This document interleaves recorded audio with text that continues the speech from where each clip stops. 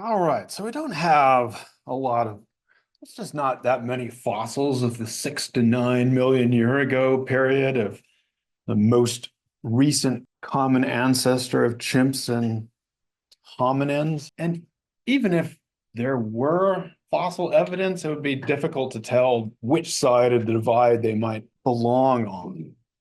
We get some interesting creatures, or at least some, that's a very pretty complete skeletal evidence nicknamed Ardi or Ardipithecus ramidus about 4.8 to 4.4 million years ago. Seems to be bipedal, ape-like cranial size. Interestingly, if you look closely, you will see that although there's a claim for being bipedal, it's got an opposable thumb and an opposable toe. So an opposable toe means it's going to be kind of walking not like we'd imagine walking to be. So maybe it was bipedal on the ground, but could grasp with this opposable toe in the trees and was still a lot in the forest environment. It is also speculated that this might be an adaptation to walking in trees or on top of branches.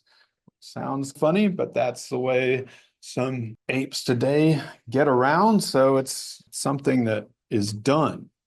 Now, again, this is one of those creatures that when it was found, and it took about 10 years to really put the reconstruction of this fossil together and have it be officially announced, people were very excited because it seemed like the intermediary creature between the most recent common ancestor and the later Australopithecus species. But there has been a lot of debates about, is this a creature that's on the main line of evolution? And by main line, I just mean the evolution of creatures that would lead to Homo sapiens. It doesn't mean that these creatures that went extinct were unsuccessful, or they were successful in their own way, you might say. Or is it just another one of those overlapping bushy branch creatures? It's definitely an example of what we call the mosaic of traits. So it's bipedal, but it's got an opposable toe, smaller cranial size, funny arms, those kinds of things. Now, we do have quite a lot, hundreds of skeletons of the Australopithecus or the Australopiths, starting at about 4 million years ago up to about 2 million years ago. And we have a lot of what they call Australopithecus afarensis from 3.9 to 3.3 million years ago. Now, don't be confused by this name. Austral actually means southern, and Pithecus means ape. So it's a southern ape in Africa. All of this stuff is happening in Africa. So we have the Australopithecus species, subgroup, and Australopithecus afarensis, which is most dramatically represented by a skeleton, perhaps one of the most famous skeletal finds in the world, currently called Dinknesh, but was originally nicknamed Lucy because it was found on the night that they were playing the Beatles song Lucy in the Sky with Diamonds, just stuck. But this was found in the mid 1970s. There's hundreds of these skeletons that have found, and they provide more secure skeletal evidence that these were habitually bipedal creatures. So with Ardi and some others, it's unclear, and there's going to be speculation. These seem to have been more bipedal. And we had a great find, footprints.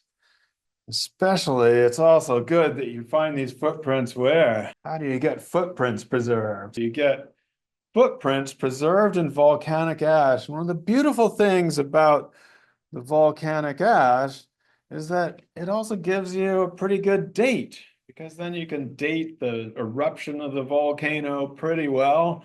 And so you get a date for these, you get the footprints, and there they are. Again, one of the most famous sites in the world. Yeah, they aren't as efficient as modern humans, but it does give us evidence that this is not just an estimation from a skeleton. You get the footprints. I put hard evidence in quotes because, of course, this is soft evidence. You don't actually see the creatures moving along, but you do have this preservation of their tread there.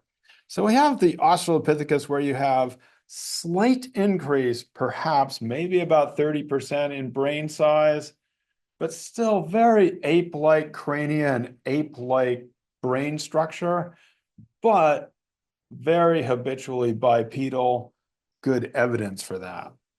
Now, from the Australopithecus, we have, let me tell us about this great creature, the genus Paranthropus. Huge teeth to really chow down on plants. Yeah, these are also called, they used to call these robust Australopithecines. That is to say, the very strong, big looking gorilla-like, but modern too, very bipedal, the robust Australopithecines, we've now called them, put them in their own genus Paranthropus, who were in Eastern Africa from about 2.7 million years ago to about 1 million years ago.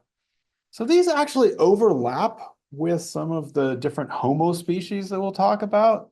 They were around, might have interacted. Some people think that might have been a reason that the Paranthropus eventually went extinct. But I do want to just point out here that the Paranthropus was doing fine for 1.7 million years or so, had those big jaws and was strong and was very well adapted to its environment. So if you were to rewind the evolutionary clock, you wouldn't necessarily put your bets on the Homo varieties that were emerging at the time. What probably happened, and we never know, but probably this is a case of what I called extinction of the fittest, because it was very adapted to this very particular landscape, had the big jaws and chowing down on the stuff that it chowed down on. But as the environment changed, then it apparently was unable to adapt to a changing environment. So it was very specifically adapted, but it was too fit, too hyper specialized in the end. That's what most people think, but yeah, cool genus there, the robust Paranthropus. We also have at this time the genus Homo starts to emerge. So they tell you about the find, which was called Homo habilis, or the handy human, which is dated to around 2.3 million years ago. Why do we get super excited about this?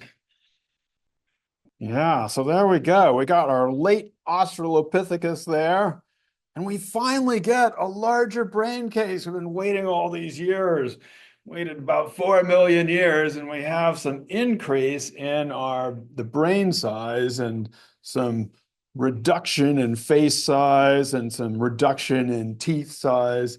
Now, again, this is perhaps a better adaptation to the changing climate, and that's why the genus Homo prevails.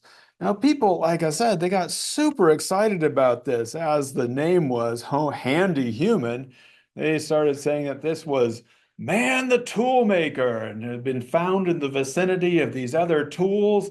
And so they were like, we got it now. This is the human. This is what defines human beings. The problem with that is that some of the other species of hominins, maybe like the Australopiths, are also found in the same vicinity making tools. And we also see that contemporary apes are able to make tools, and maybe even some monkeys bang rocks together and make tools. So the idea that only the Homo species was the one making tools is not correct, and it doesn't necessarily correspond to a brain size increase. The other problem with this is that a lot of the Homo species seem to have overlapped with some of the Australopithecus species.